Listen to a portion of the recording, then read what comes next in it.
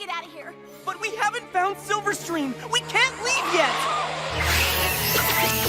We can't stay here. Come on.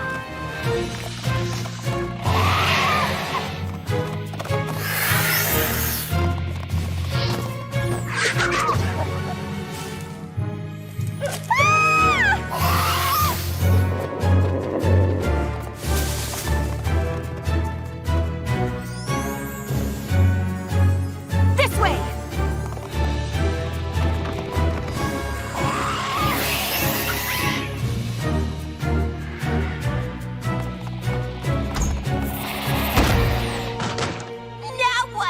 Let's hope Silverstream found a good place to hide.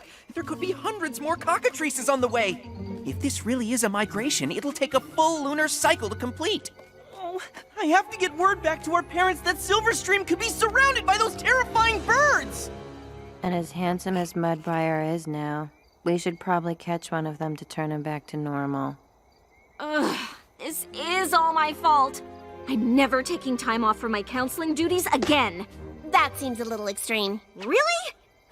If I hadn't galloped off to a holiday celebration, Silverstream would be safe with her family, and you'd all be enjoying Maud's party. Instead, my student is missing, we're surrounded by a flock of petrifying chicken snakes, and Maud's boyfriend was turned into a hunk of rock! You got the hunk part right. And to top it off, we have no idea if Silverstream even came to Everfree at all. But I have no idea where else to look! Has that always been there? What? Oh, that's the student's treehouse. Apparently it grew from the Tree of Harmony and... Of course! That should have been the first place we looked!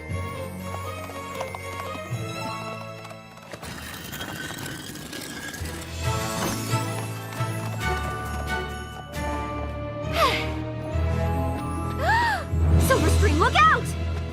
Counselor Starlight, no! Wait!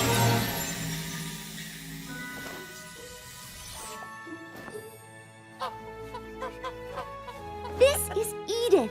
She's helping me with my project. I don't understand.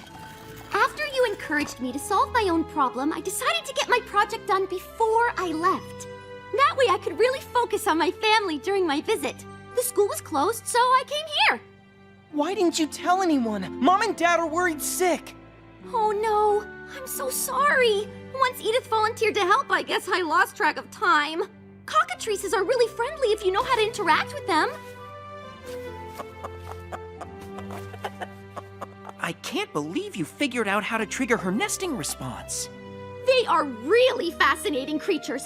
Did you know that they migrate to the Everfree Forest once a year? Can you imagine what would happen if you stumbled on a whole flock of these? I have a few ideas. Oh.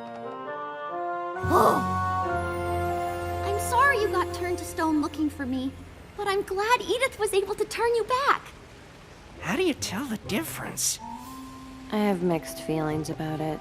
Technically, I will always be a stick pony, but the experience has given me an even deeper appreciation for the density and permanence of rock. Swoon.